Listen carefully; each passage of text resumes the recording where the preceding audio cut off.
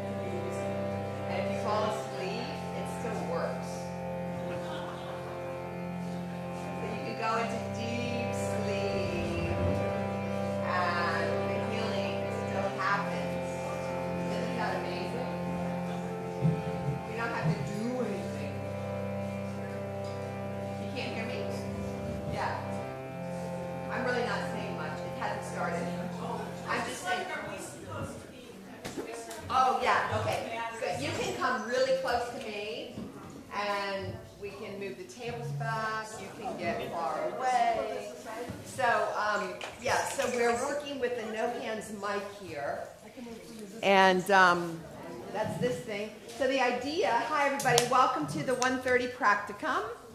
So we will officially begin. yoga mats were not necessarily for this. They were for tonight, but if people want to use them, Oh, they no, may. no, they are for Should this. they? I asked them to bring them. You- Yes, I asked Then them you to do. bring them. Yeah. You know better than me. Yes. So, okay, welcome to the 1:30 practicum. We are officially beginning. So we are here as a circle. And we can move a table, or you can get really close to me. You can, do you want to move this table a little further back? Is that okay? So that might give a little more room. If you don't mind, table back. Yes, thank you so much for working with this. Chairs are coming back. Thank you, everybody. Okay. Can you hear me okay? Yeah? Okay. All right. So welcome. Get yourself settled. I'm going to officially begin. I think we're right about time. So I'm going to do 1:36. Okay. You take over. I will. So, let me just say that, here we go. Okay, just feel the sound of the bells. Come as close to me as you want. All right, so we're just going to officially ring the bell.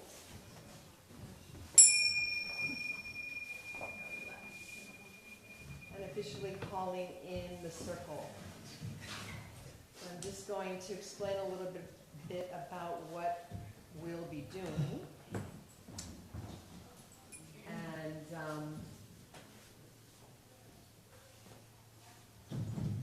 take some deep breaths. And just find yourself here. So the idea, as I talked about in the earlier morning PowerPoint, is that the tree of life, which each of us is, we are trees in our bodies, how I like to imagine it. So we can move, you know, our branches want to sway sometimes, or we want to move in stillness, like the root. Right, so just allowing your body, my intention for the circle that we are here, in our randomness of circle, we are a circle, ancient form of gathering. We are a circle. So we circle today together, and we call in whatever the language is that works for you, the spirits, who are so eager to circle with us. Come. Inviting whatever is your language, come. Come and circle with us. Come and circle with me. So I'll be calling in the elements. I'm going to walk you through what's called the shamanic journey, where the idea is that the drum will help you quiet your busy brain, your monkey mind, and perhaps drop you in more deeply into psyche, soul, heart. And so that's the invitation. And remember, there's no way of doing this wrong. We cannot get it wrong. It's how you, in your soul's consciousness, in your body's consciousness, experiences this next 45 minutes. So remember that. Right? Because the monkey mind, am I doing this right? It wants to interrupt us. So if that happens and you notice your busy brain, just thank you very much for sharing. I'm going to put you right here on the side. Right, so remember, like some people like the image of a conveyor belt, like Lucy, you know, it just goes by on the conveyor belt, you drop it. Others, I like the image of the ocean wave, where it's like the ocean wave coming to shore, and you have your little picnic blanket there on the shore, and you just leave that thought on the shore, and then you go back out to sea. So we're calling in, right, the lemniscate, that figure 8, and when you come into shore and you drop your thought on the blanket, you go back out to sea, right? And you just let your breath kind of move, your body move in that wave. So we're calling in Celtic shamanism, the lemniscate, right? And the lemniscate just wants to move. So if you want to move in your body, this is a safe container. We declare this a safe container. We together are gathering to support one another in the free expression, the fluid movement. So you may want to make sound. We're going to be doing some toning, which is just opening up the vocalization of the voice, your voice, the sound of your soul that may want to move through you. Right? I'm going to work with the frame drum. I'm going to work with the rattle. And I'm going to play with harmonium, all of it. These are all just tools, right, that we employ because we need help. We're looking for help here in the middle world. Right? So this is the sound you heard this morning. It's 1, 2, 3, 4, 1, 2, 3, 4, 1, 2, 3, 4.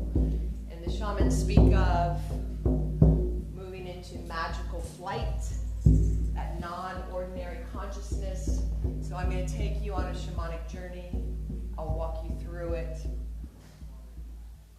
And when we move into this non-ordinary consciousness, there are typically 3 ways that the information comes through in the level of soul consciousness. So one is the opening of the third eye. You may see something visually through the third eye, which is said to lift the veil of illusion and open up that moon consciousness of seeing into the invisible world. The other way is through the ears. You hear auditory words, right? And it just goes through as if from ear to ear, you hear words. The other way is just the body, visceral knowing, gnosis.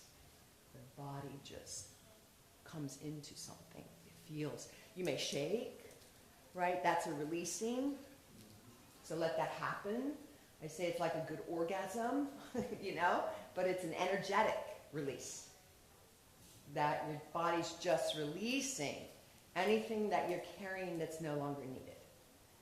Right, so that's the idea. We're working to release and retrieve. Release and retrieval. Release and retrieval. Right, so we're going to come into the body with your intention. Calling in your soul's intelligence, however you speak of that, psyche. So I'll walk us through this and we will dive in. All right? So remember, we're not doing this alone. The circle is here. So we call in the circle, come.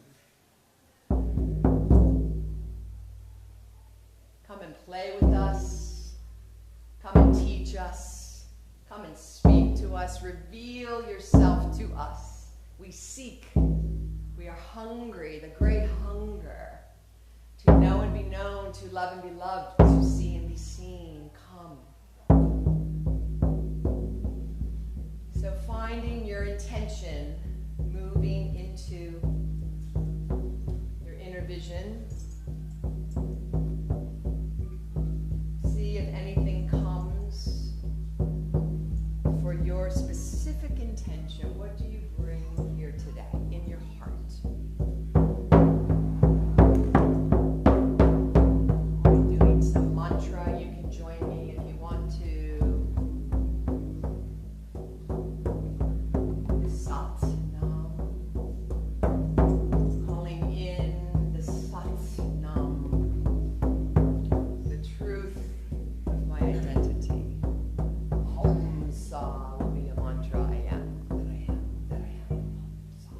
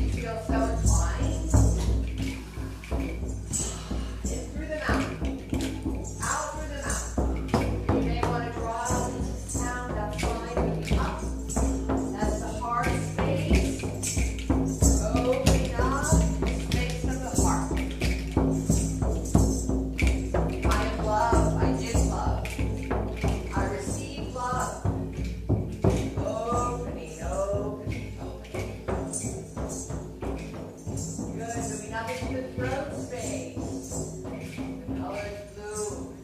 Back to the earth ether breath. In through the nose, out through the nose, into your throat. So imagine that sun is awakening your heart, is awakening your throat. Bringing your breath into your throat.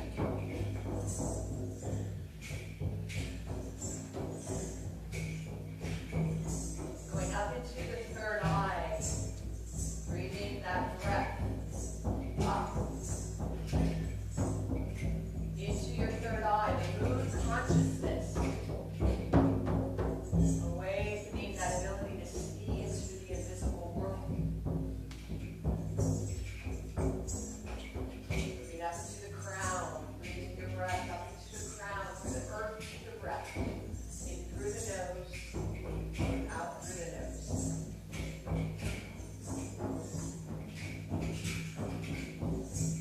Up into the crown, then up 3 inches above the crown, the arc line, breathing your breath. So you're opening up to the realms of the cosmos, of divinity. Opening, opening, opening, opening to receive. Being received and receiving.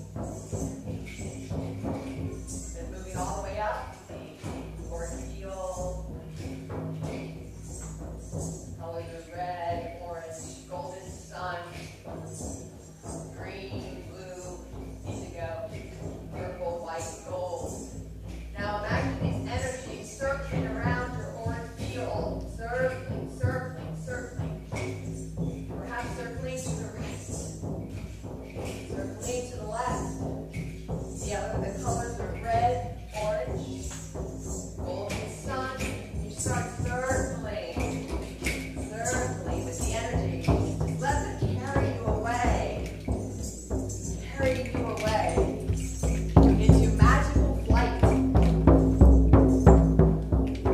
now imagine the fire burning for you, that constant fire burning for you.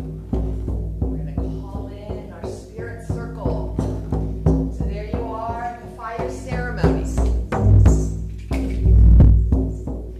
You're there at the fire ceremony burning, awakening that inner flame. So try asking for my power animal to appear.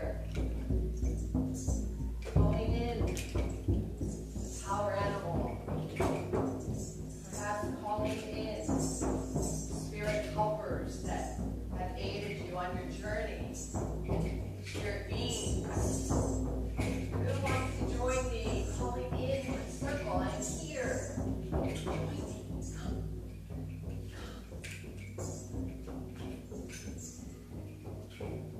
Maybe angels. Calling in your lineage of those who work in the light. On your mother's side, your father's side, calling in those that work in the light. Come. You may be surprised.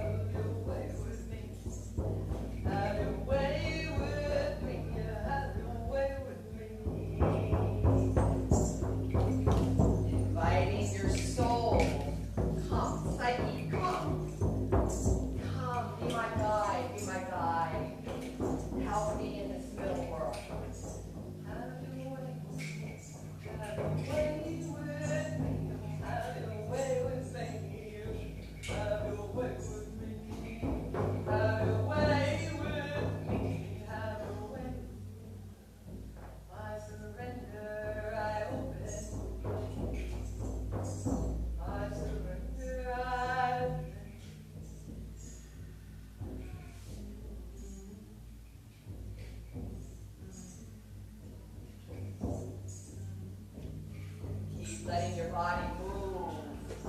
There's no restriction in this space. No restriction but your own that you're bringing. You are free. You are free to move, to let out sounds.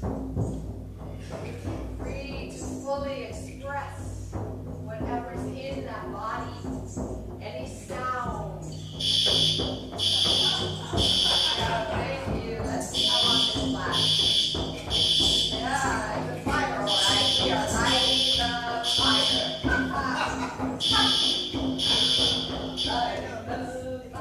There we go. Thank you. It's all right, this is life, right? Thank you for that interruption. It happens all the time. We get interrupted, we get brought back to the material world, and we say, okay, thank you, I'm back. Go back in, drop back in. Dropping back. Deep, deep breathing. Deep breathing.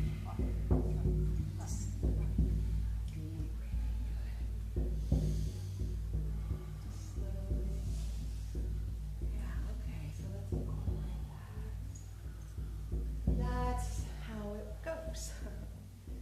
We get interrupted. Things happen. How do we return back? That commitment to returning back. Find that within yourself. Returning back. Deep breathing. Deep breathing into the space of your heart. Just quietly whisper something. So 3 sounds when we speak in our human voice. It's the human crying out to the Creator as a human.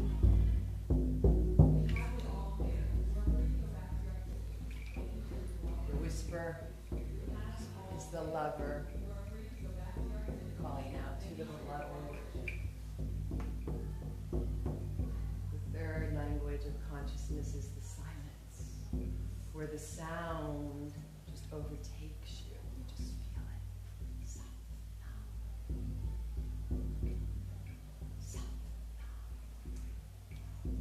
S-A-T-N-A-M.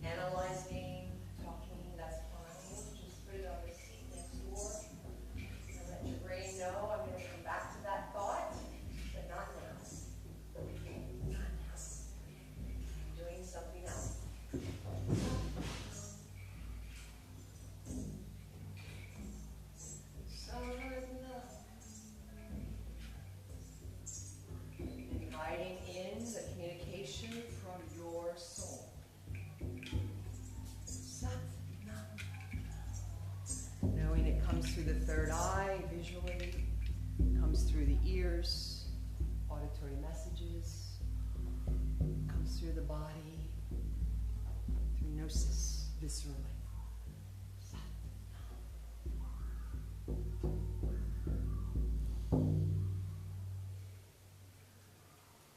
Stay right where you are. So inviting surface medicine.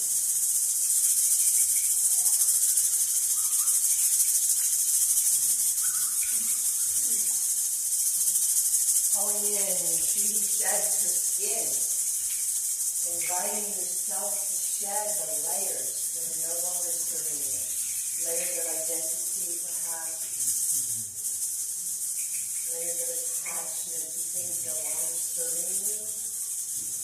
Giving permission to your surrendering. Your circle is with you. You are not alone. Allow the communication from your soul to come in. Allowing the shedding. Serpent's medicine is interested in shedding. Releasing. What no longer serves you. Just notice any constriction in your body. Bring your breath there.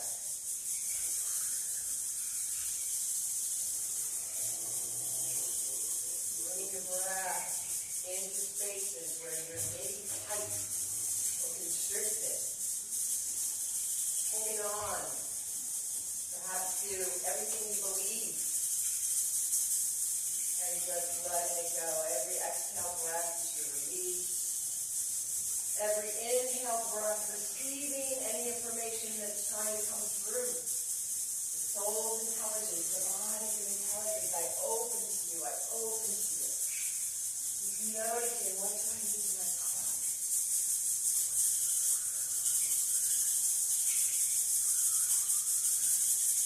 Let's call in the winged creatures. Come. So you're just opening, come. So asking your soul to help you.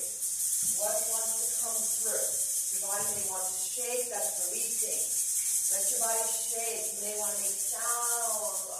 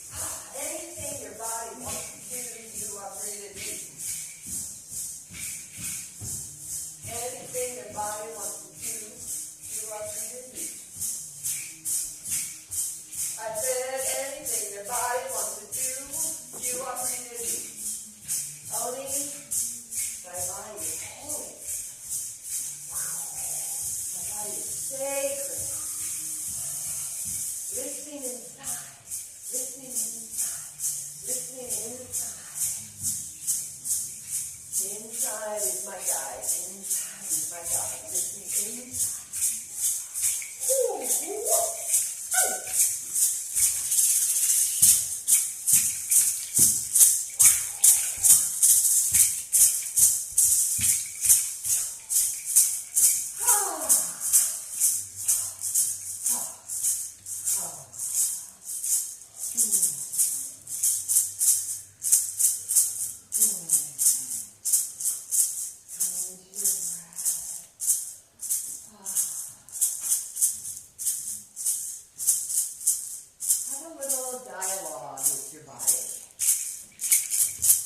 So now we're moving into inner self dialogue. Perhaps serpent medicine is still here with you, or another medicine came through. And you're just traveling down inside.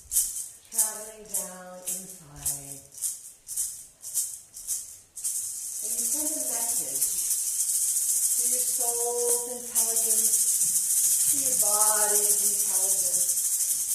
Hello. I know maybe I haven't paid attention to you in a while. It's me. I'm wanting to pay attention. I'm here.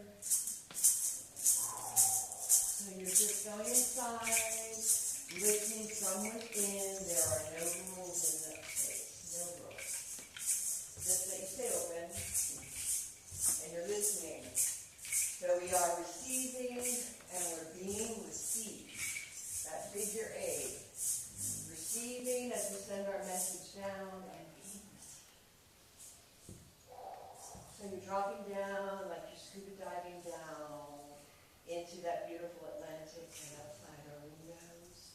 Dropping down, dropping down, dropping down. Breathe deeply, dropping down, dropping down. Opening up your lungs, dropping down. Opening up your rib cage from east to west on the sides. Expanding that side body so you feel forward for your lungs to breathe. For your body to get breaths. Oh, any sound is gorgeous. Any sound is releasing. You may want your lips to vibrate. You may want to hum. Feel the humming. This is tone. Try to let your lips vibrate. Hum. Lips, top lip, bottom lip vibrating. Hum. Hum. And you're imagining your humming tone is moving up to the crown and down to the feet. Your front body, your back body, your two sides. Calling in that lemniscate. That beautiful symbol of service and infinity.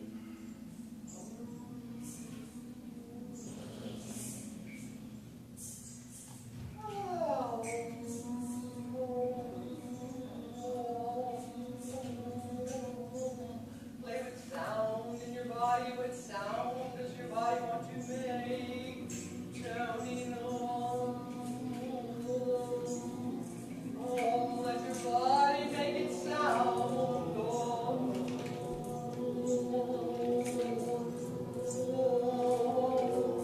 And with your sound, you're releasing. You're like a tuning fork, tuning. Tuning your frequency. Tuning.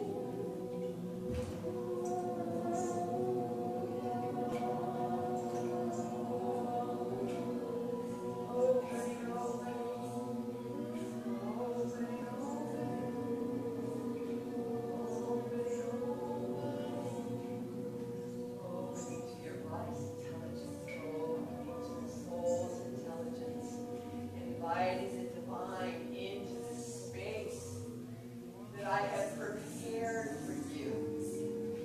My holy of holies, my space is ready for you. I am ready to be penetrated, to be breathed by you, to be with you, to be.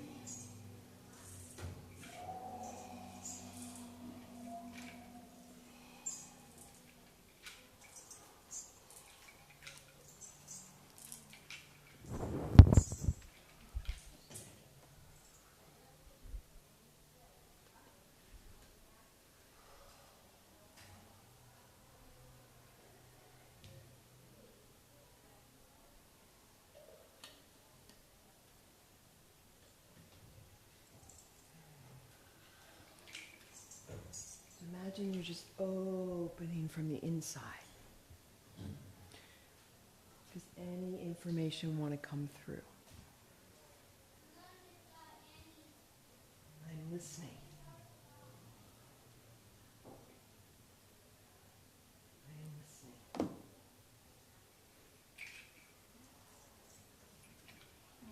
Quieting myself to receive.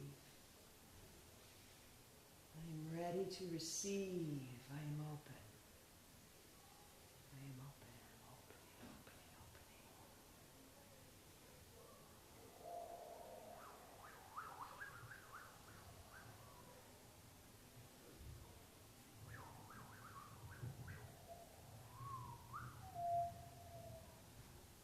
Whistle breath. Allowing the whistle. To move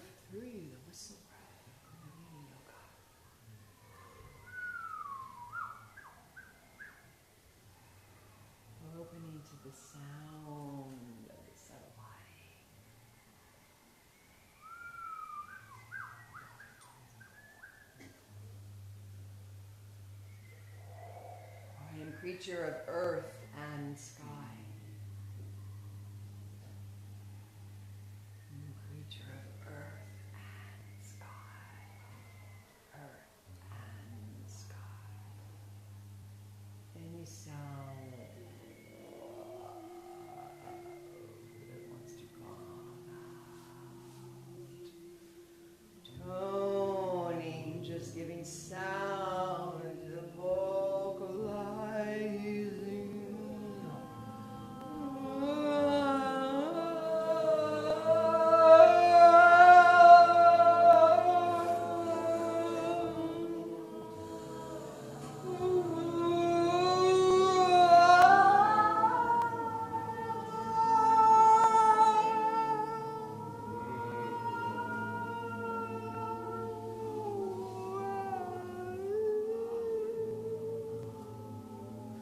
Letting your subtle body take over. You may want to crawl the earth on your belly. You may want to weep.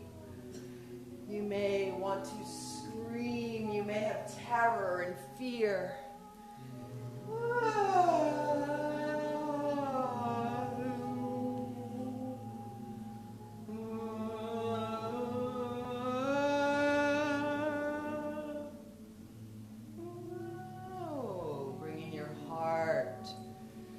Into the space, come into the space of your heart. Notice the space of your heart. Oh, removing the heart of stone and making my heart of flesh. Removing my heart of stone and shedding the layers of grief and sadness and loss, disappointment. Oh, releasing my heart and my back body, my front body. And start to feel that beautiful sun consciousness in your solar plexus, that fire just awakens your heart space. The fire, feel the flame internally. Feel the flame. Feel the flame.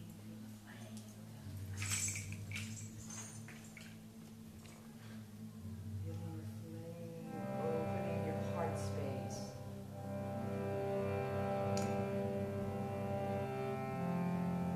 Bringing your heart up into your throat. Bringing that heart open to receiving and giving love into your throat. Oh, what sound wants to come out? Just allowing your body permission to release, sending a communication to your interiority. You are free to release. There's no constraint. You are safe. You're safe. You're safe.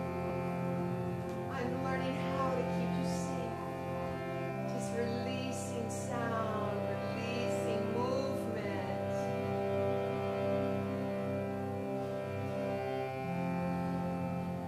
So imagine your heart space just opening up into the throat.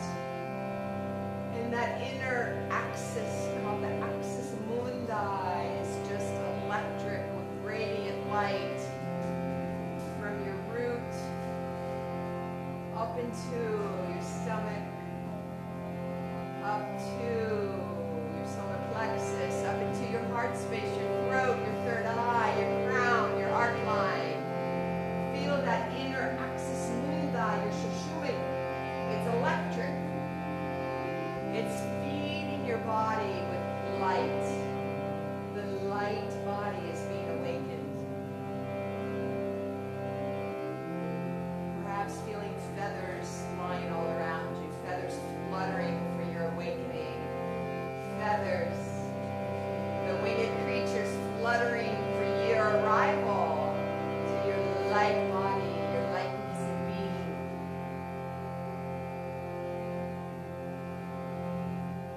Just breathing into that lightness, that shushumi, that beautiful energy coming from root all the way up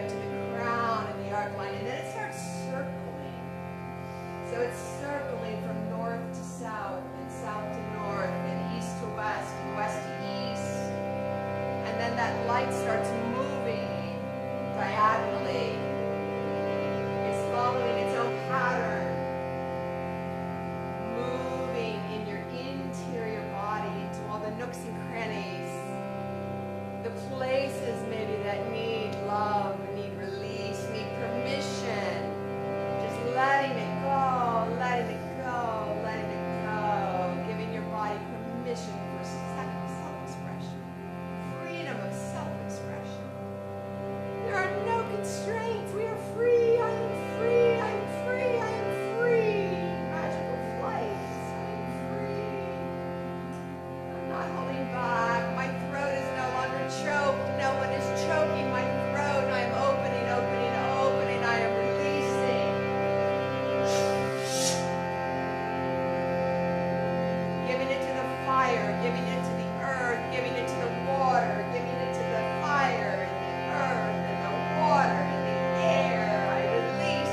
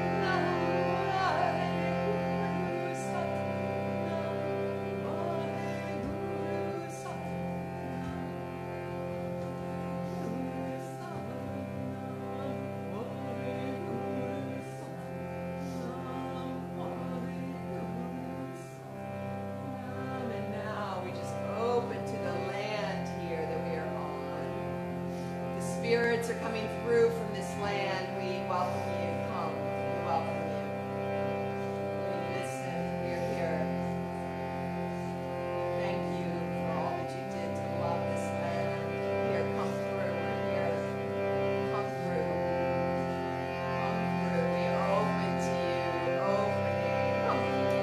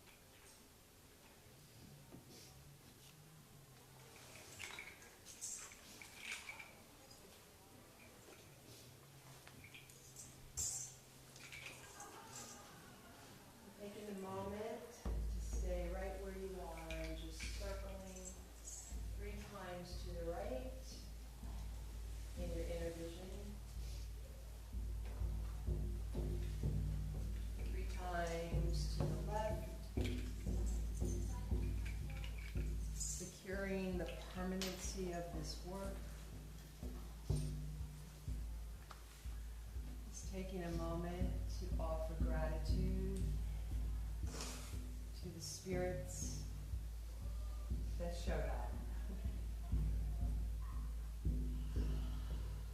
We praise them that they show up. I actually believe they're eager to show up. They're just waiting for us to show up. So offering gratitude, thankfulness, appreciation. And just spend a moment appreciating this work is permanent. And just send a message to whoever the medicine was that showed up in your spirit circle of your soul's consciousness. And remember that they will continue to be with you. It's a constant presence.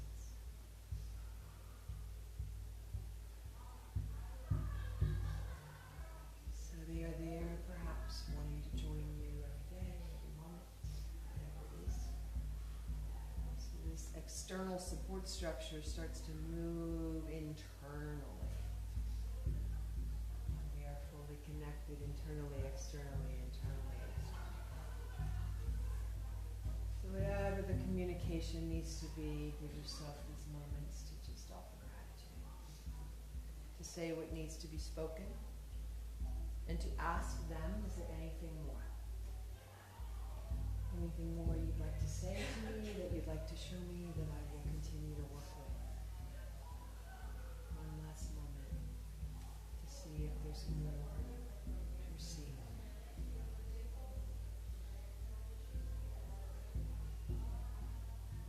Soak up every last drip like a good spoonful of honey. Lick that spoon.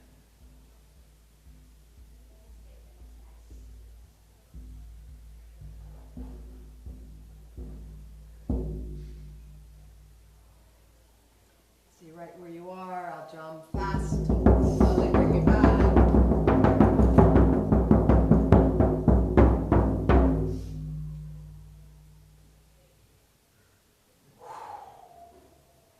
Take a few moments, stay right where you are, blinking your eyes, looking at your nose. Slowly, slowly, slowly. Not moving, but just coming into awareness of my body. Here in the space of this room, here on Star Island, next to the ocean, all these wonderful people, fellow soul seekers, fellow pilgrims, fellow travelers. Just kind of slowly, slowly, slowly, slowly come back and forth.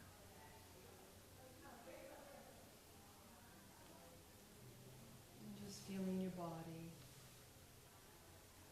Maybe feel your toes, feel your face.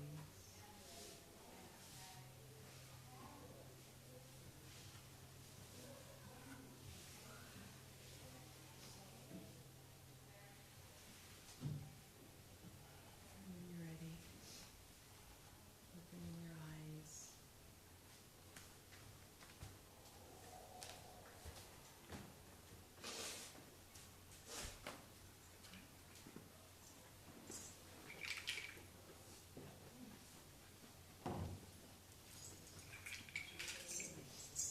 Does this microphone work? No?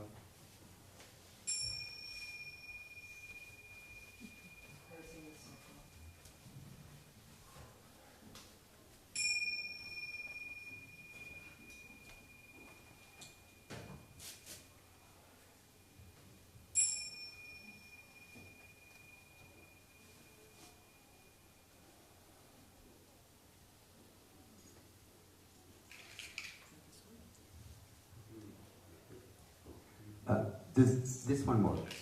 So can we turn yours off?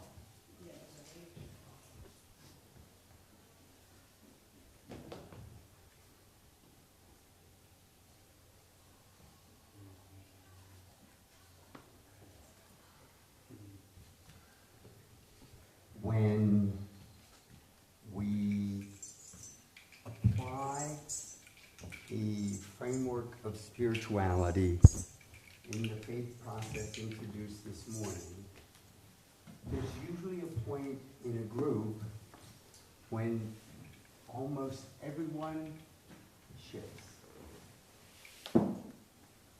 That shift happened here. Does anyone get a sense, and I'll use biblical, theological language, that the Holy Spirit has descended? Has love opened with what we've done today? Look at when was the last time you were in love? Was there a hurt that closed your heart? Can we let that go and be in love here? The reason I do this, and thank you, Roberta, from the bottom of my heart,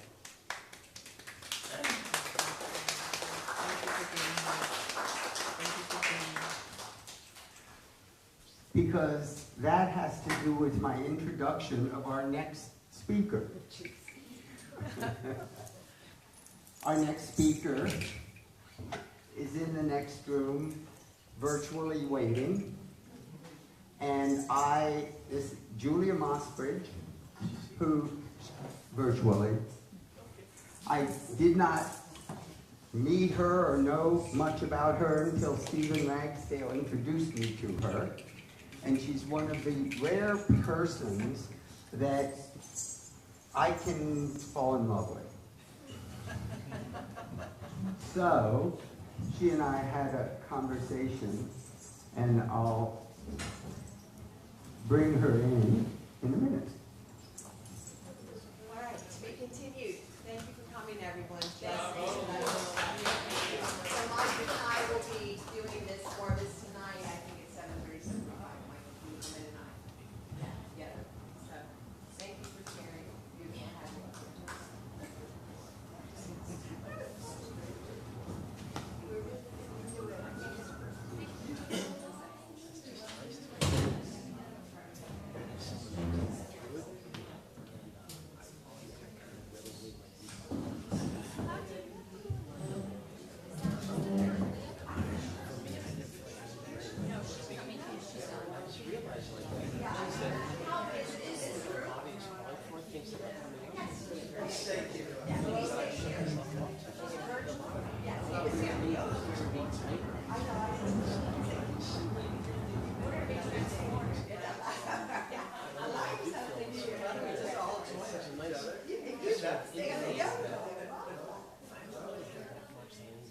Okay.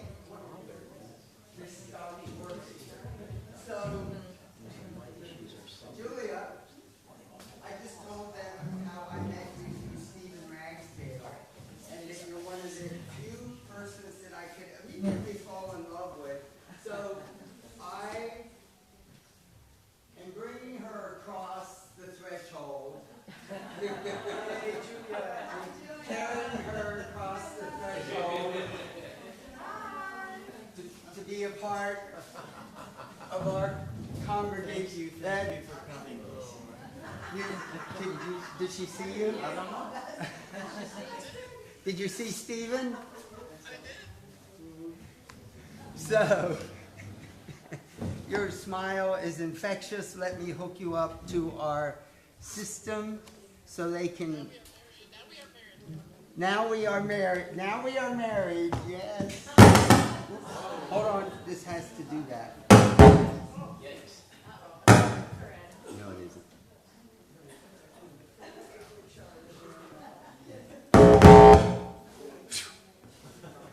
Now, I say something and let's see if we can hear you.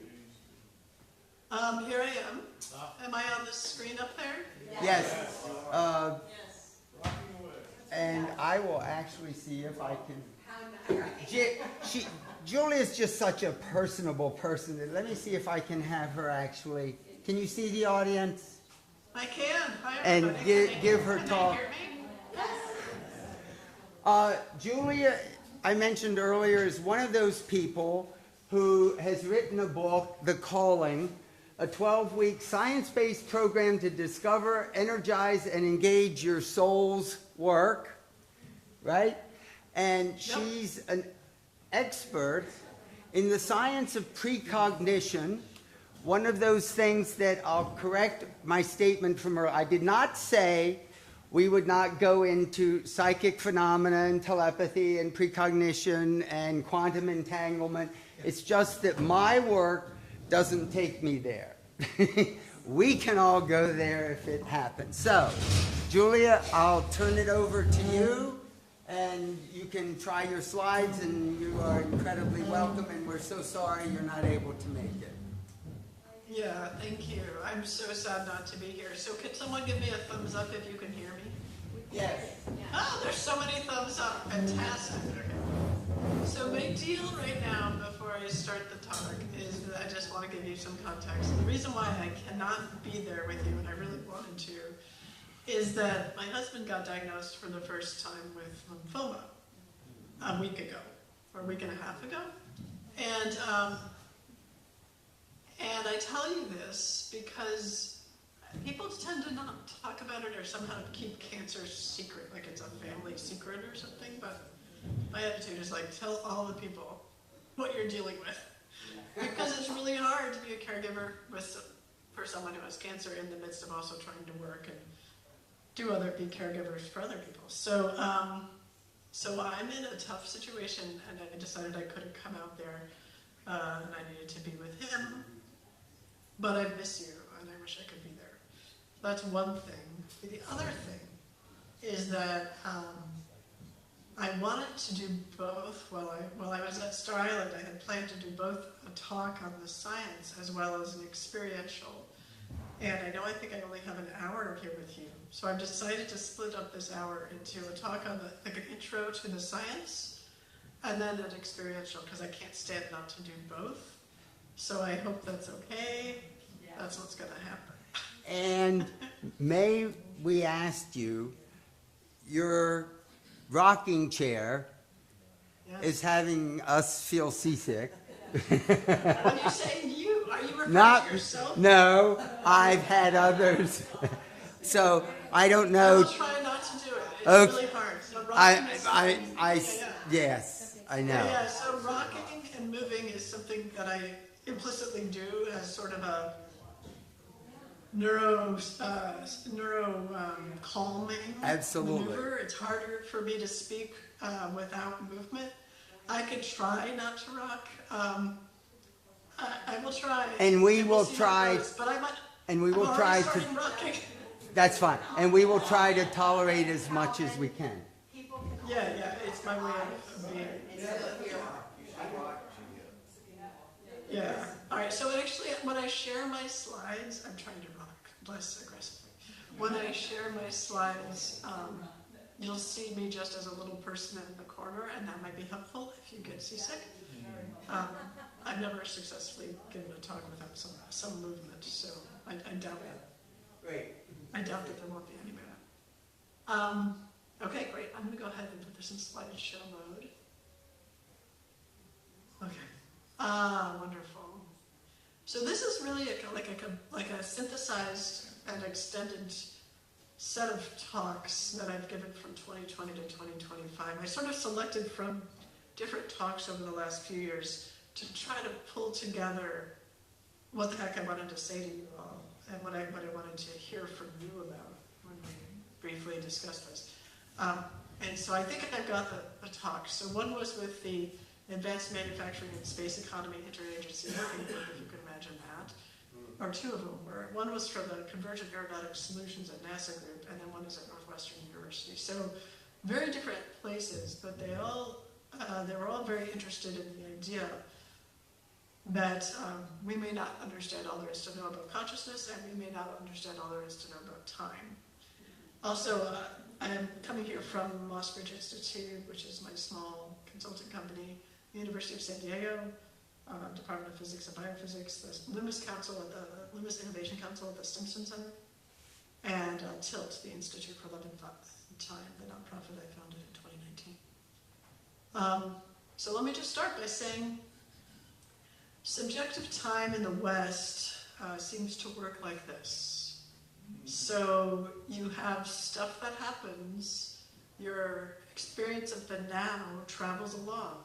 We land on the moon, 9/11 happens, COVID happens, but we don't know what's in the future. It's like this blank slate, could be anything, who knows, everything's possible.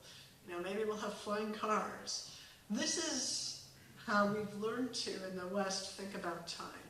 So when people talk about precognition, the ability to perceive future events using means that are not considered normal or usual, or I don't even want to say that, means that are not considered known or understood,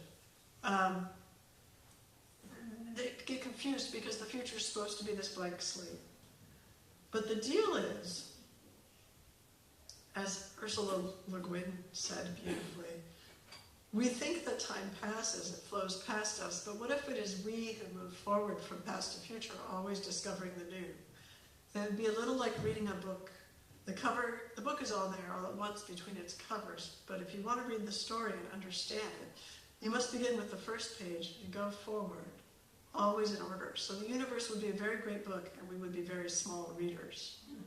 So really, in terms of the way physical time works with respect to experience time, is that physical time has kind of an all-at-once sort of feel about it. When I say physical time, I mean sort of the universe out there, outside of our subjective experience. Let's assume that it exists. Then your experience of it moves like this little bar here that I have in yellow, that goes from past to present to future, although we're always in the present. Well, it's like if there's a landscape or a painting of events that is always present. So this is really more what physics is telling us, and that's why precognition isn't crazy.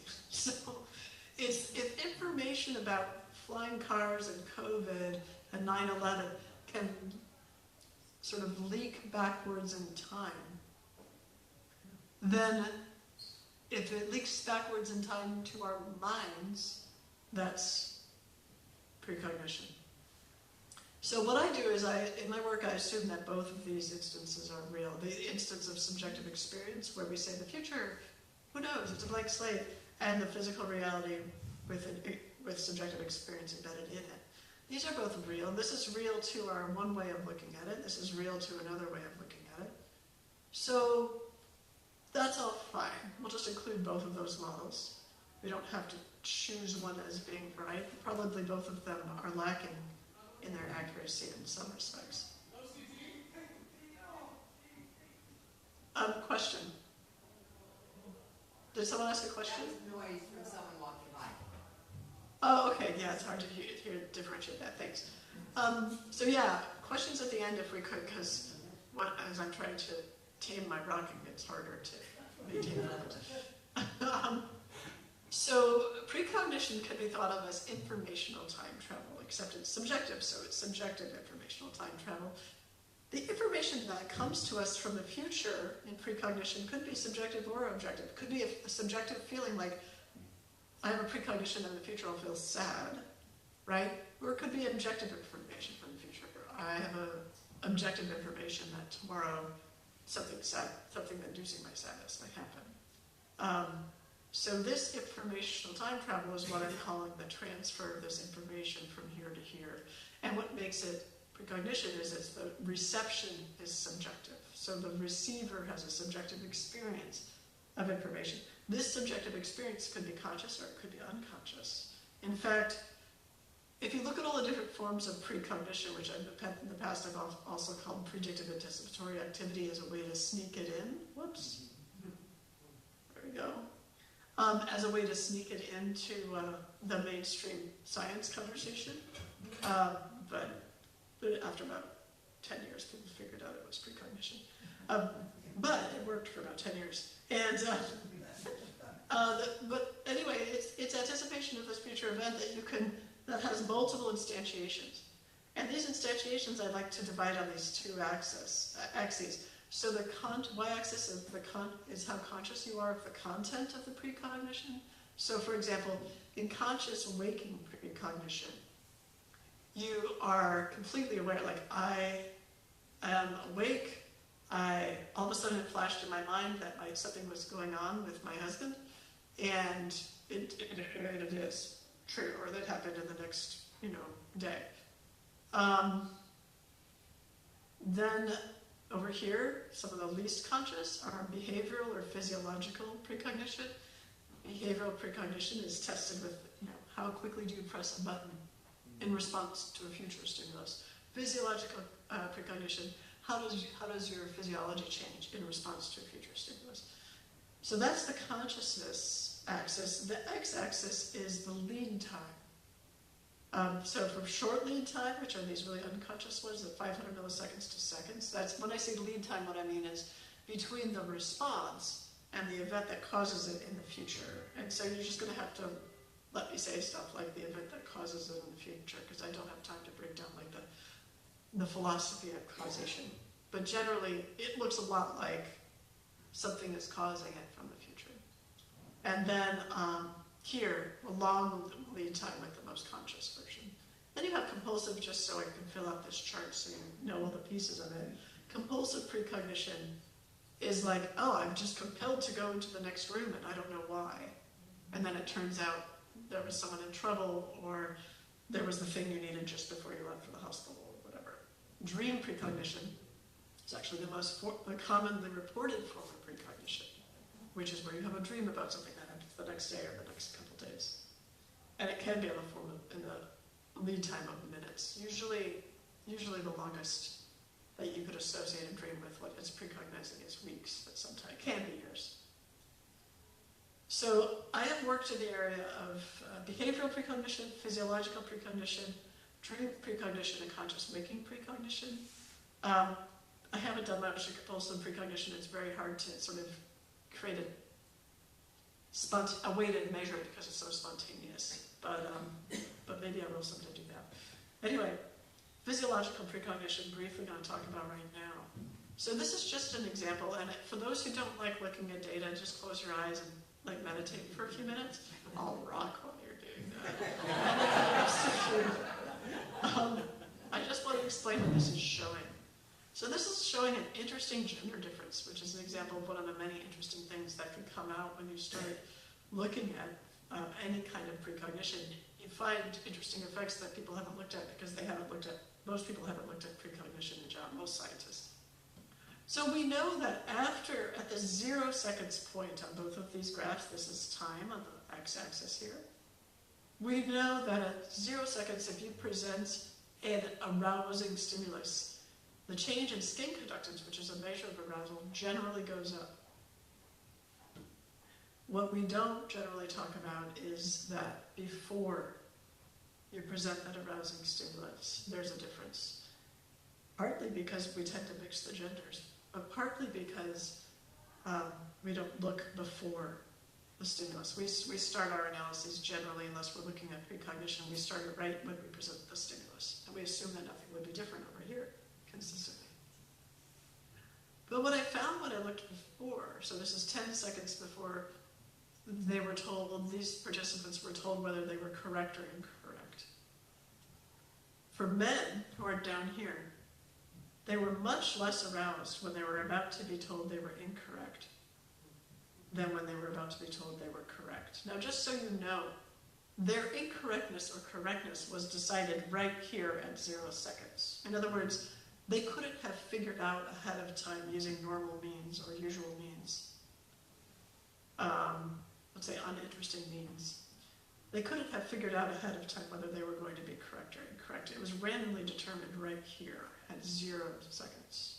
So for men, they're getting excited, statistically significantly more aroused before they're about to be told they're correct than incorrect. By the way, the male axis is twice the size of the female axis, so this is even more impressive than it looks, but I wanted to make,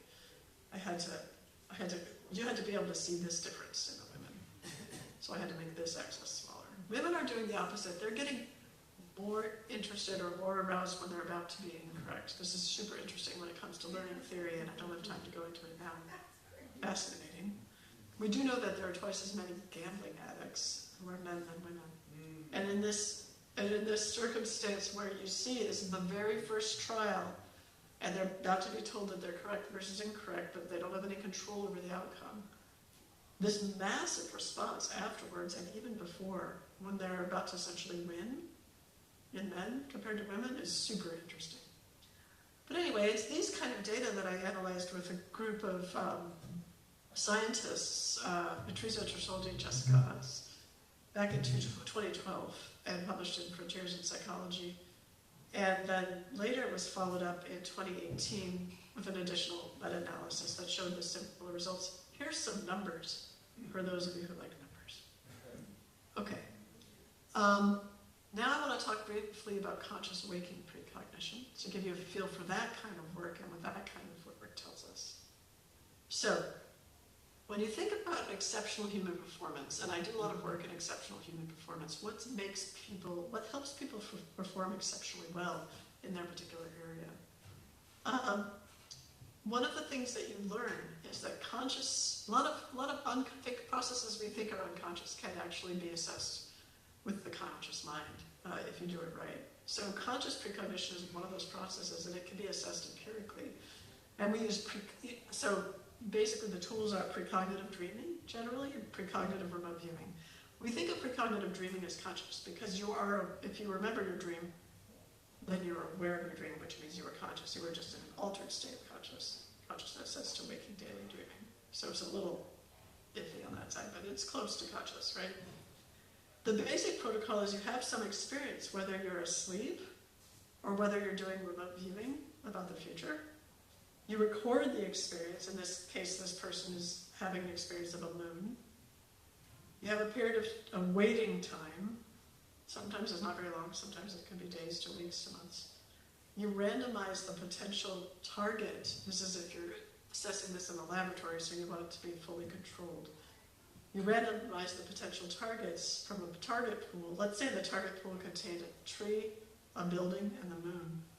You randomly select the target. In this case, it's the moon. And then you independently score. You can use humans. I've used recently in a study on lucid dreaming, I worked with a team that we used AI. AI worked better than humans as a scoring mechanism. Anyway, you can read more about this kind of basic protocol and relevant papers at this link if you're interested. I won't get too into the weeds, but I will tell you that anecdotally from remote viewers, we know two things. I'm going to talk about them each. One is that feeling love, joy, and connection they feel helps accuracy.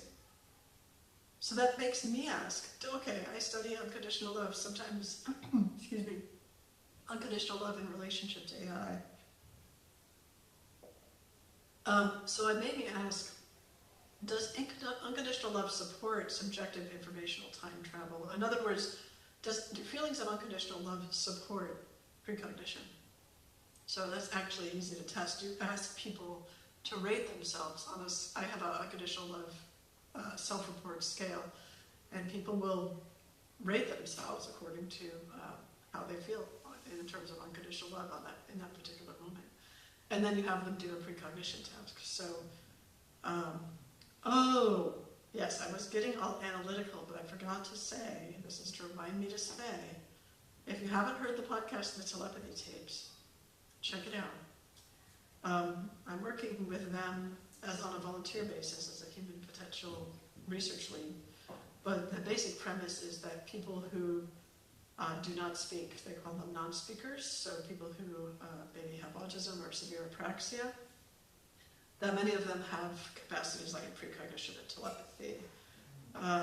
And they speak often, when they do spell out words, they say often that love and unconditional love are key to these capacities. So that really supports this anecdotal evidence from speaking remote viewers. So anyway, I went ahead and measured that twice. In one paper, we found that it does seem to support precognitive remote viewing. I think if you're into graphs, this is the easier graph to look at. This is a median split, which means we split apart people with low versus high unconditional love feelings, and this is accuracy on the y-axis. This is the basically judged accuracy by human skilled judges who had no idea what the target was. What's the similarity between what the person drew of their experience and what the target actually was. And so folks who had high feelings of unconditional love were significantly better at the task, more accurate, and they were significantly better than those who had low unconditional love. And that was replicated with around 300 people in 2024. I don't have any nice graphs of that, but that is what happened. So the whole thing makes me think about the Iroquois. So they were called the killer people, which is actually a name given. Iroquois means killer people, but that was a name given to them by a rival tribe. Their own name for themselves was people of the long house. So they used to live in these long houses that would contain their many generations back as could live, and then dead people, so like spirits of ancestors, and then the future generations, the ones unborn and the ones that are born and growing up. And so I think, just thinking about the Morph-Sapier hypothesis of how our tools and how our language shapes how our minds work, they had this idea of the long body. And even this is their flag, the long body. It looks to me like a long body. They're bringing together 5 or 6 nations.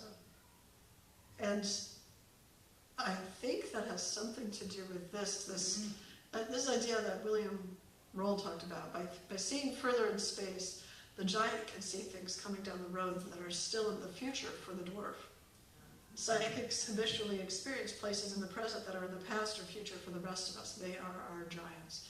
So I keep thinking, what if unconditional love puts us in a place of this giant capacity, gives us access to this long body in time? Also, read Eric Wargo, Precognitive Dream Work and the Long Self, if you want to go into deep detail on this idea.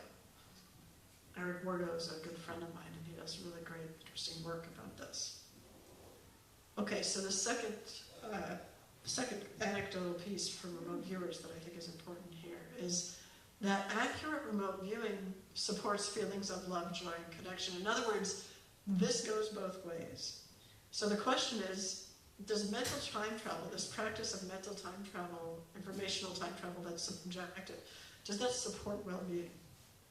So actually, the model was kind of like this. If this is well-being on the y-axis, green, and this line is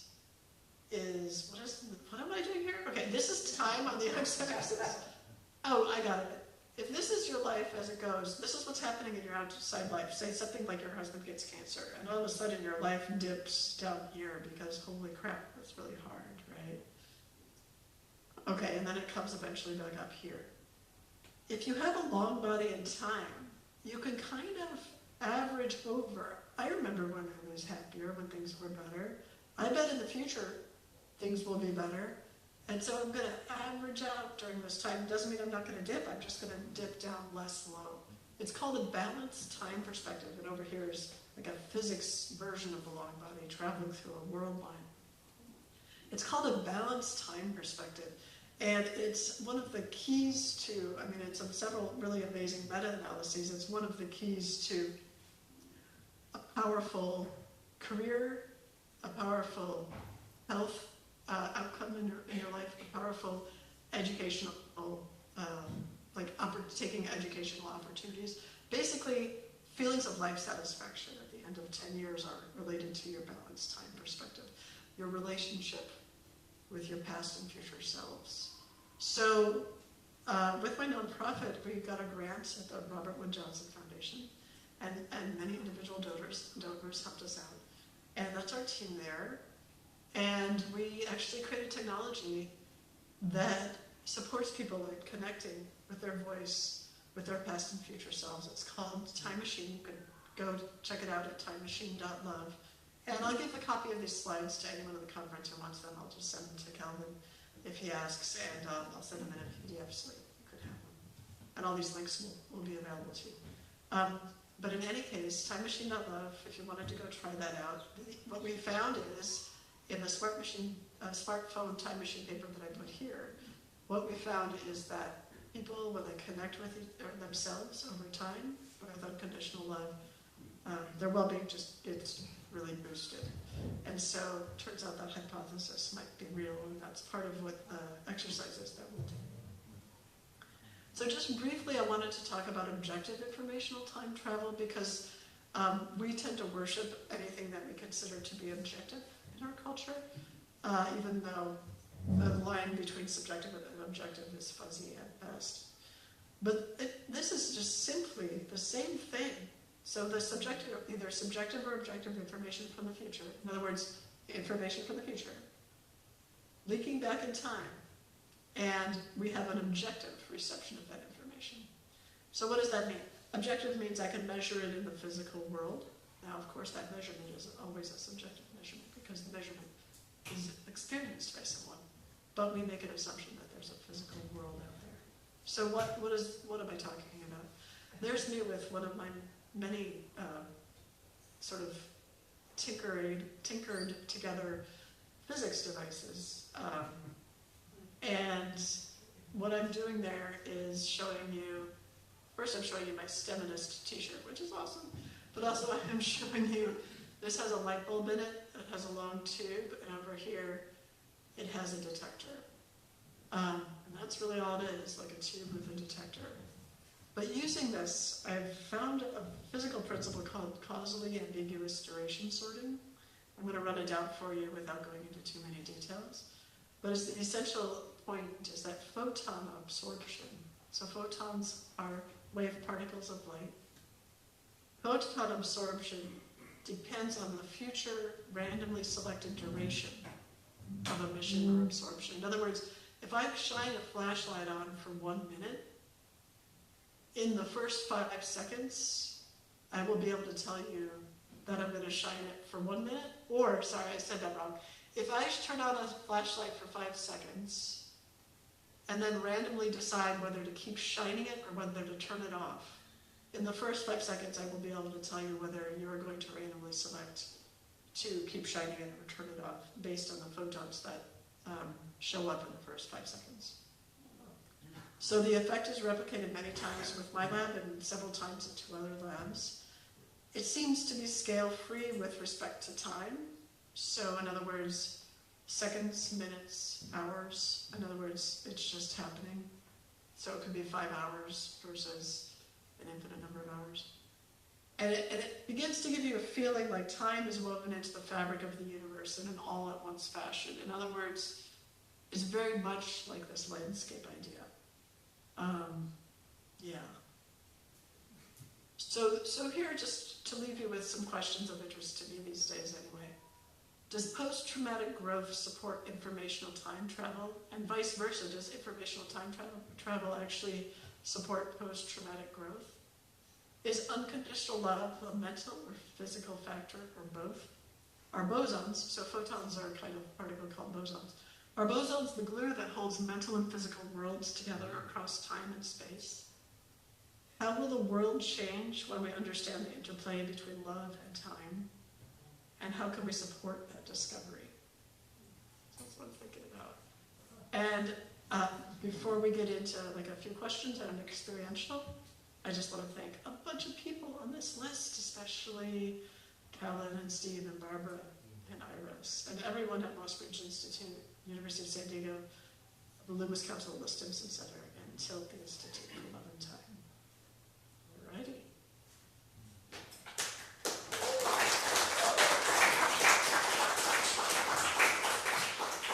Thank you for clapping. I see your hands, but I can't hear you.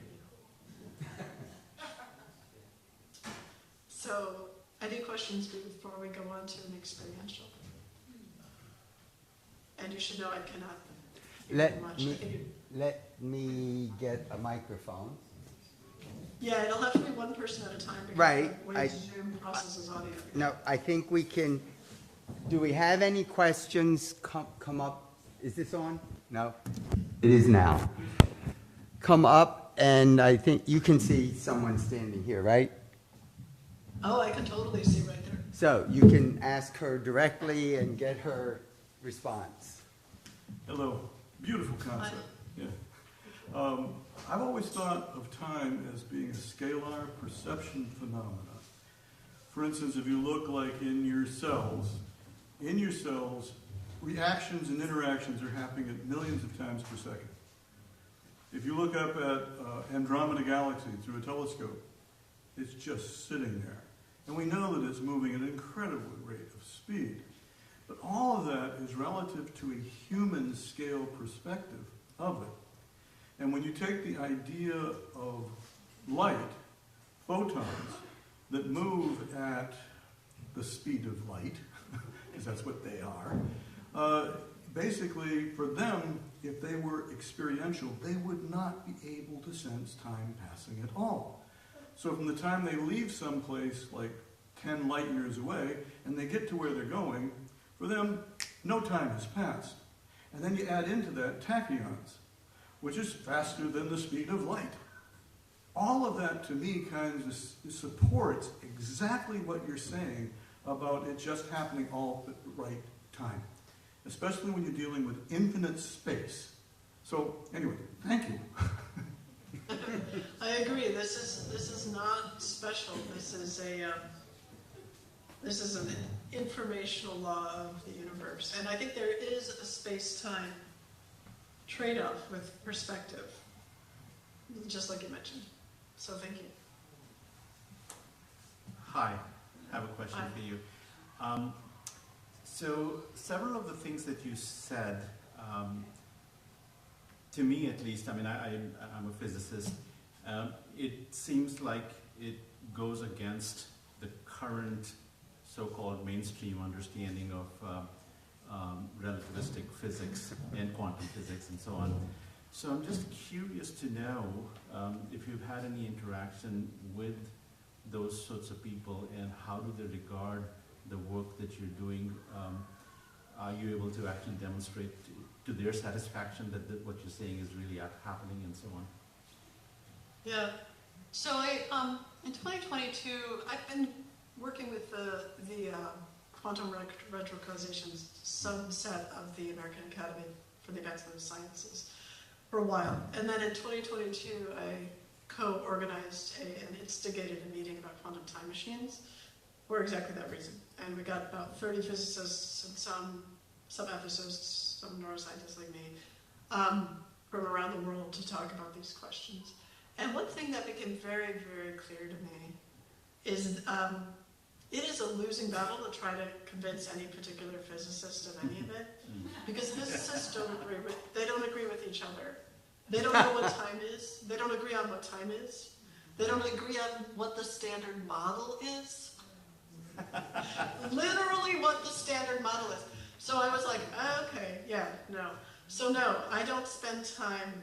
I think there's a revolution happening in physics with respect to time right now, where physicists are actually starting to realize, like, turns out time is not just something we measure, it's some important thing that we didn't understand previously, and we don't understand now. The honest ones will say that. So no, I don't spend time. I try to spend time supporting physicists who have alternative explanations, like Robert Castagnoli, who has this retrocausal explanation for the quantum speedup, which I think is super interesting, and myself with my causally ambiguous duration sorting.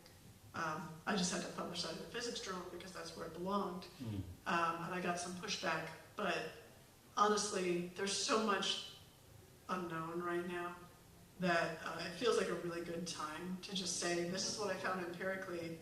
If you could tell me what I did wrong, that's great. But if you can't, then tell me what you think it means, because I think it means what I said. Awesome. Maybe we have to wait for quantum gravity to solve the problems. Maybe. So, thank you. Rather than having more questions, I think Julia's prepared to say, what does this mean on a personal level, right? And I'll let you just go ahead and into the experiential, whatever you have. So, okay, great. So this is the experiential I was hoping to do with you all. So this requires that you find a place in the room. Can they hear me at every place in the room? Yes. Pretty much. Are there speakers? I see speakers. They can hear you everywhere. Great. So find a new place in the room. Like that's important because we're getting into a new frame that's not about like analysis. It's not about intellectual stuff. It's like find a whole new space where you would go if we were about to do a guided meditation, which we are. And even if it's just one seat over, I think it's important to switch your body, maybe put your body on the floor, maybe you just move around, maybe you decide to do a walking meditation during the guided meditation. But like, yeah, that's awesome. So it's a new day, it's a new moment. This is one way you can manipulate time, right? Is to change things up and then time starts to slow. And then it goes fast again when things become more familiar. So here we are. Okay, we have about 20 minutes, and I'll be respectful with that. I'm going to go ahead and still close my eyes. And if you don't feel comfortable closing your eyes, don't do it. But I recommend it if you can. And just for those who don't visualize well, I'm sure that you'll find a way to follow the sense and the spirit of what I'm talking about without the visualization part. And then I guess my final instruction on getting ready, preparation, is to see if you can uncross your arms and your legs.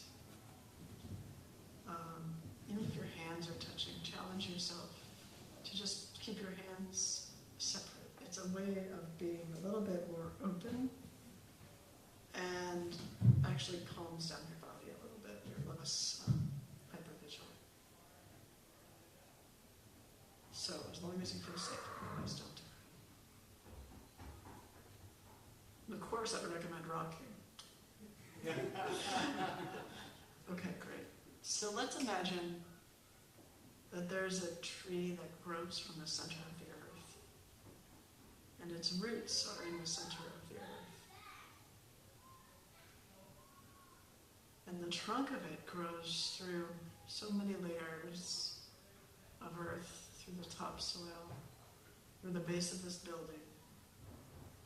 And then the trunk ends where the branches come out, right beneath where your bottom is, at the base of your spine.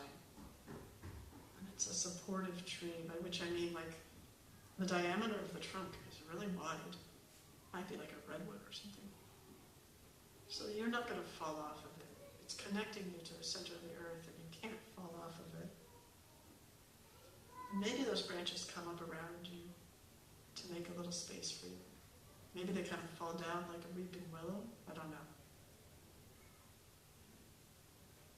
But the tree has a two-way flow, by which I mean, from the center of the earth, imagine clay-like, very nourishing energy coming up from the center of the earth to the base of your spine and having its own wisdom about where your body might need that energy.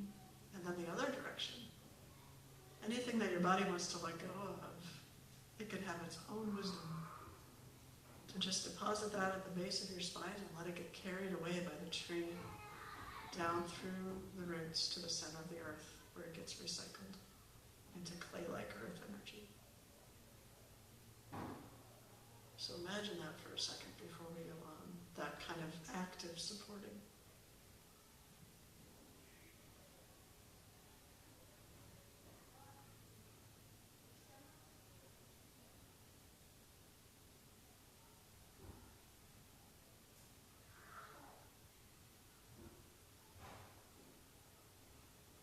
And then above your head, imagine a bright sun, like your own ball of light. It has two really important features. One, that light is made of unconditional love. And two, it's just for you. Now what do I mean by that? Unconditional love is that which connects without condition.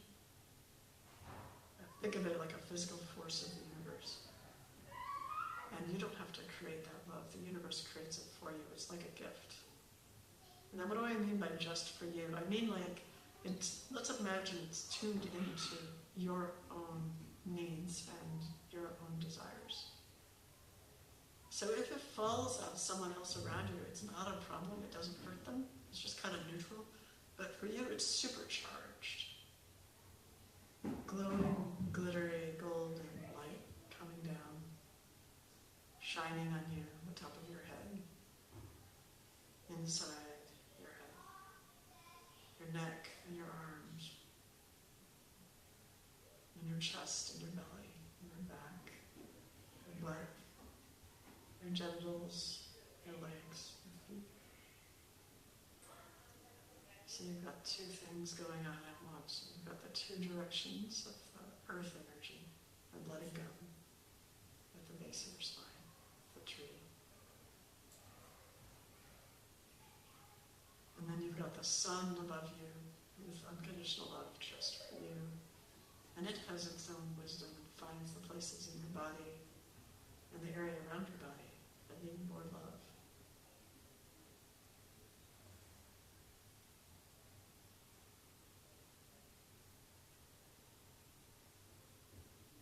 So let it work for a minute, and then we'll do another thing. But we'll keep them going as we do it.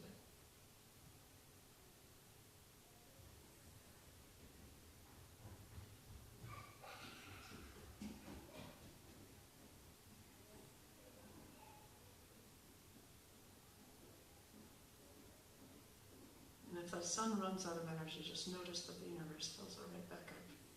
You might need to say, hey, universe, fill it up. But it does.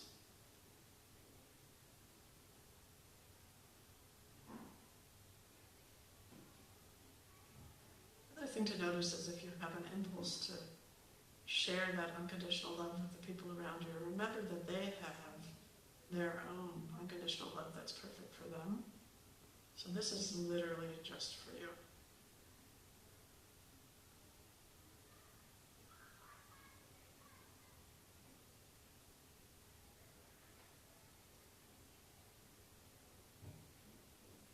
All right, so this is a good setup for what we're about to do.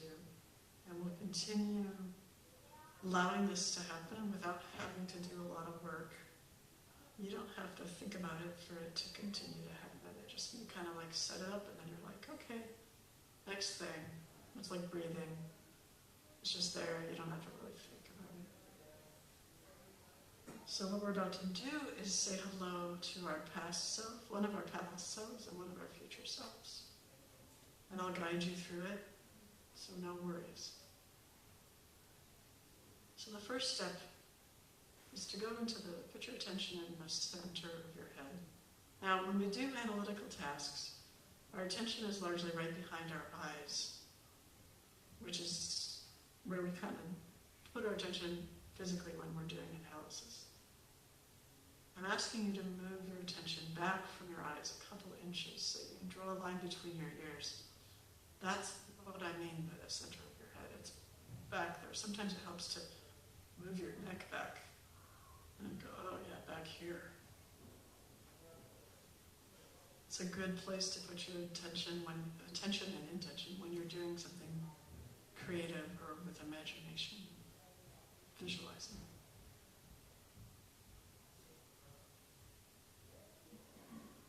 So with your attention in the center of your head, back between your ears, imagine you're standing on the fabric of space-time, and I love that space-time fabric.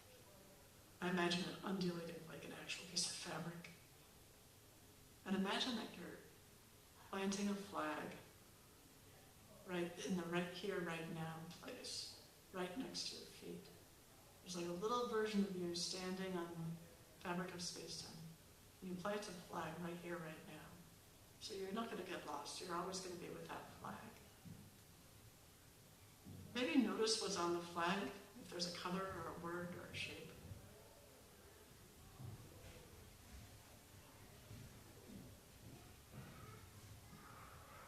And then in front of you, whichever direction you're looking, you'll start to see someone walk forward. This is one of your past selves. It's okay if it just looks like a ball of light or an animal. It could look like you. It could be when you were a child. It could be 5 minutes ago. somewhere in between. And you just go ahead and you allow that past self to come forward towards you. You're staying with your flag in the here and now. They need you to stay there so that they have an address where to find you.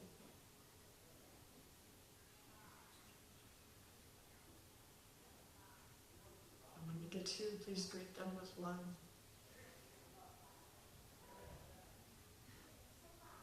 And see if you can listen to anything they may have to say to you.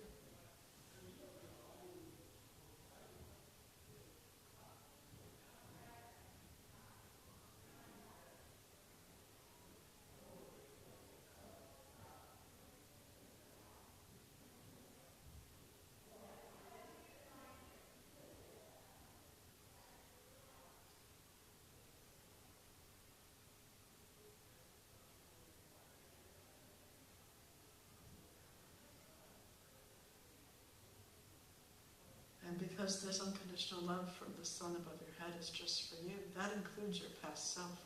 So go ahead and bring some of that unconditional love in and around you in the center of your head with your flag and with your past self.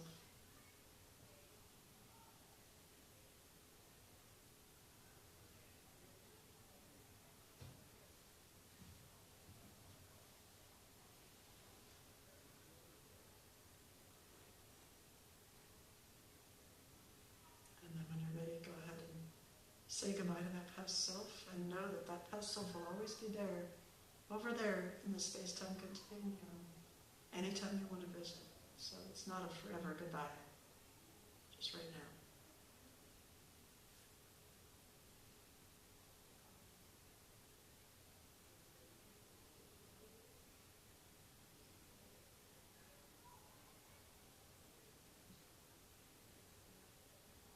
Go ahead and notice future self coming towards you. You're still with your flag in the here and now. And your future self could be 5 minutes in the future, could be on your deathbed, could be after you die. But that future self is coming towards you. Again, it's okay if you can't really see it. See how you feel.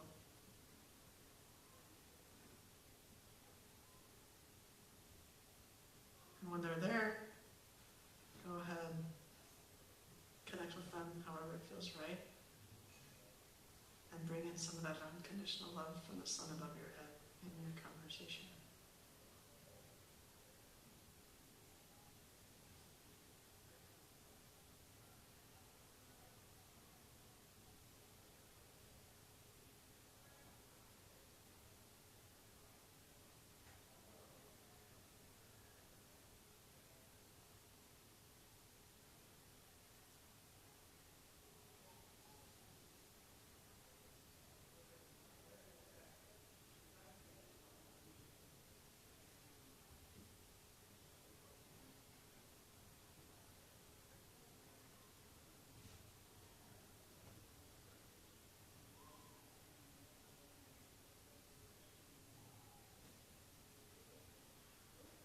Good job.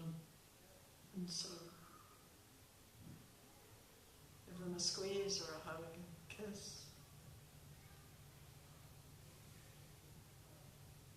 Say goodbye and let them go back. Let them know that you can visit them anytime or they can visit you. If they can get your attention. Let them go back to their place in the space-time continuum. You're still here with your flag in the center of your head and the here and now. Just take a look at your flag. What does it look like now?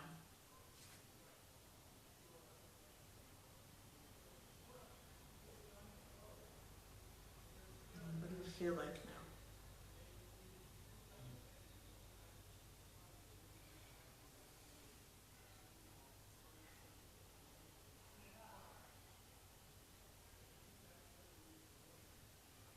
And when you're ready to stretch and wake yourself up and come back to the room with the other people,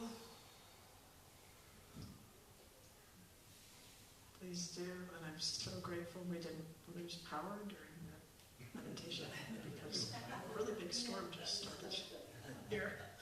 And I didn't want to leave you on the space-time continuum. Oh,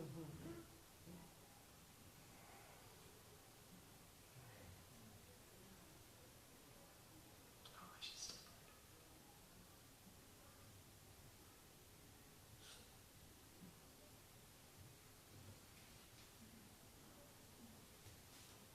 Thank you, everybody. So we have a few more minutes if anyone has a debrief or any questions about anything, or thoughts, or whatever. Comments, sharing of what the experience might have been like. Do you want to come up? And everybody seems to be tranquilly in some period of space-time. Fantastic. We Not don't need quite to talk sure about it. where. If Yeah, sometimes words aren't the right thing. Right. yeah, yes. You want to come on up, Jennifer? Hello, Julia. I wanted to just thank you for this experience. I'm about to undergo a move to a place near the ocean, and at the end, I saw that my flag first had the world and then had the sea, and I've been having some anxiousness about this big change, and I saw myself looking out at the ocean every day, which I will be, and the anxiety I've been grappling with for the last month went away. So just wanted to, I guess you're there, I don't know how, so thank you so much. Also, if I need to go to sleep, may I please call you? Awesome. It's really, really lovely, thank you. I'm so glad. She Yes. does have that Yes. soothing voice. Yes. Thank you. Any other comments? I think part of the silence may be that the ideas that you presented are somewhat stunning, and she really does have solid research to support, and I don't know what to make of it either. So, if there's nothing else, Julia, thank you so much for given the situation and taking the time and still coming to us virtually, and bless you and your husband in your journey, and we'll send you good thoughts and good well-being. So thank you so much. Thank you. Thank you. Thank you for having me. Oh, go ahead, Stephen. Stephen. I felt a little anxious in meeting my future self, and then I felt lonely when it ended. But I thank you so much for coming, and send my best to you and your wife. So thank you so much, and thanks for saying that you felt a little anxious and lonely. I just briefly want to say that sometimes the anxiety can be the fear of, so like anxiety and loneliness kind of go together. Like if you're not feeling anxious, then you might start feeling lonely, right? So it's like the anxiety can mask the loneliness, the need for connection. And anxiety can make it so that it's difficult to connect. And then when you do connect, then the fear is like, I won't get to keep connecting, you know? So I want to, just before I go, say that I have this, if any of you use Insight Timer, I have this basic, much shortened, but the basic version of what I just gave you as a meditation on Insight Timer. It's called Begin Your Day with Unconditional Love and Time Travel. And I put the link in the chat window so that, Calvin, you can share that with people. Yes. Because if you do this kind of every day, both the anxiety and the loneliness will start to go away, because this is a part of yourself that loves you. And you're never that far from these parts of yourself, right? And so loneliness is harder. Cool. Thank you, everybody. Thank you very much. Thank you so much. Awesome.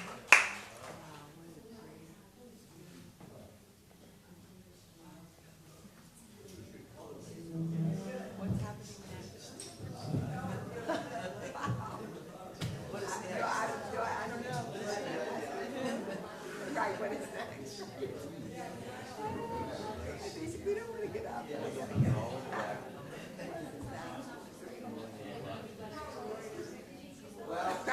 We have a 15-minute break, and then Barbara will be seeing where we've landed.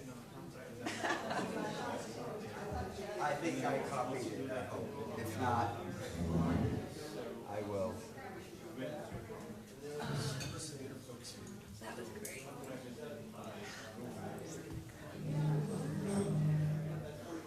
When you're done, I'm gonna grab my USB. I'm sorry. Finish there.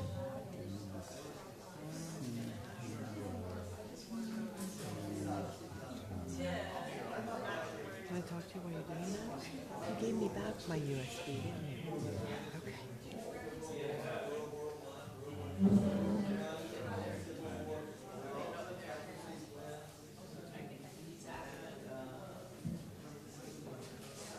I will just save it.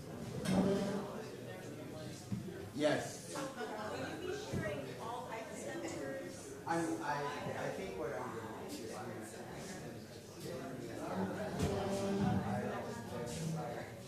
for everything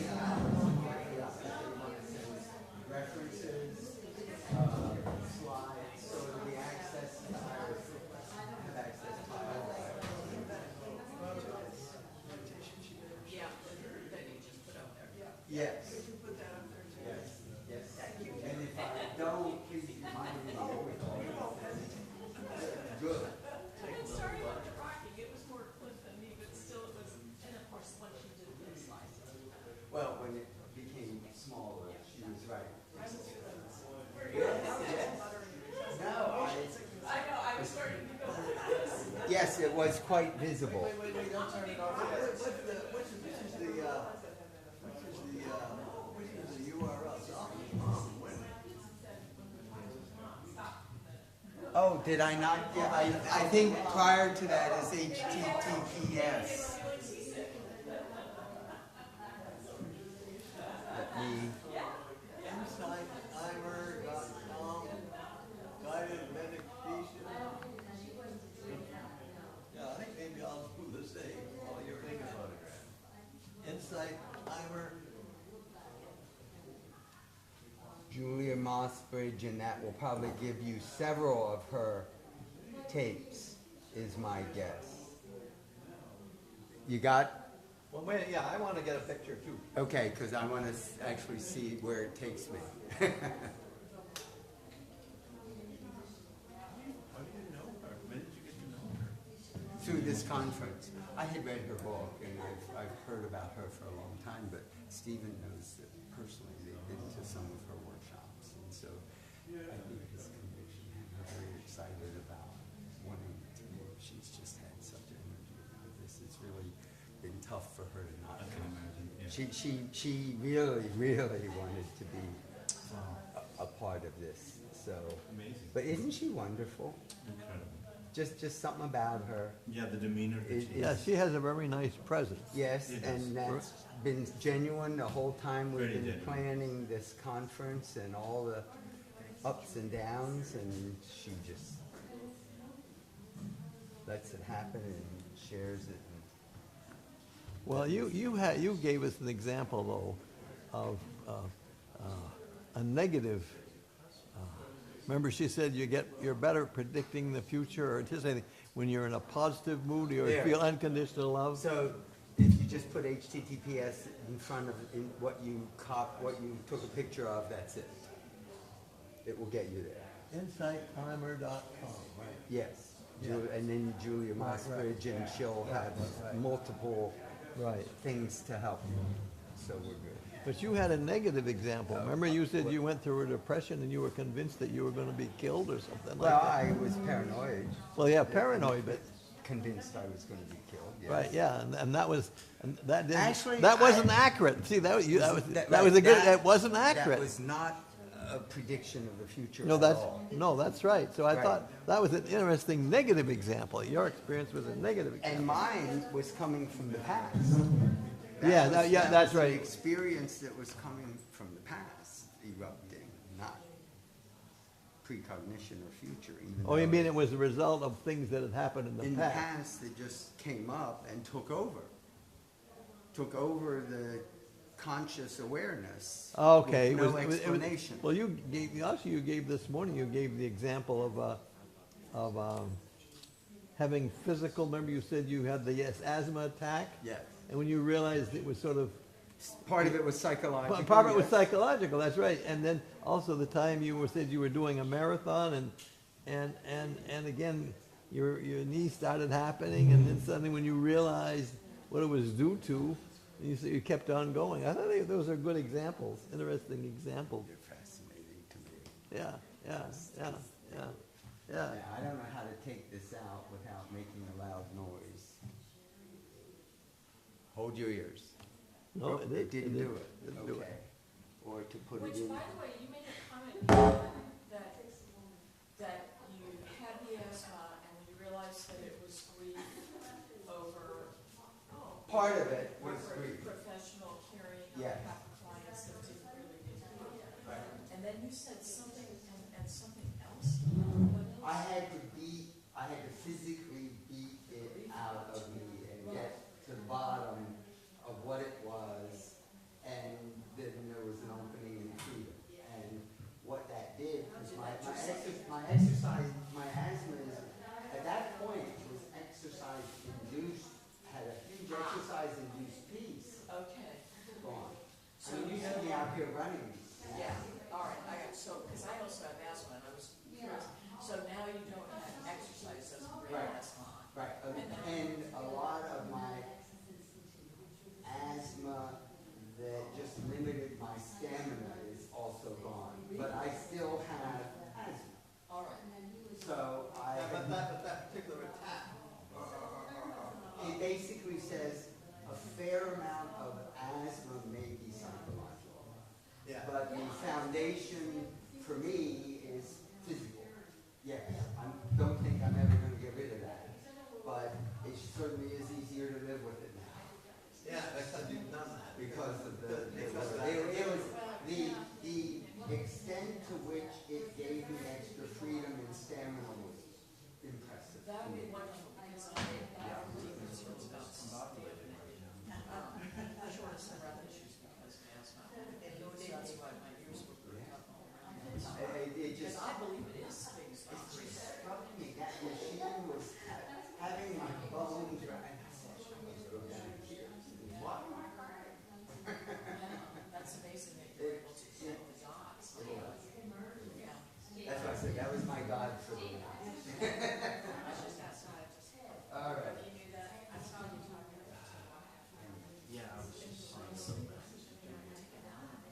I know. Okay, let's see where and we're just got Barbara. Barbara, and then me, which we will see where we are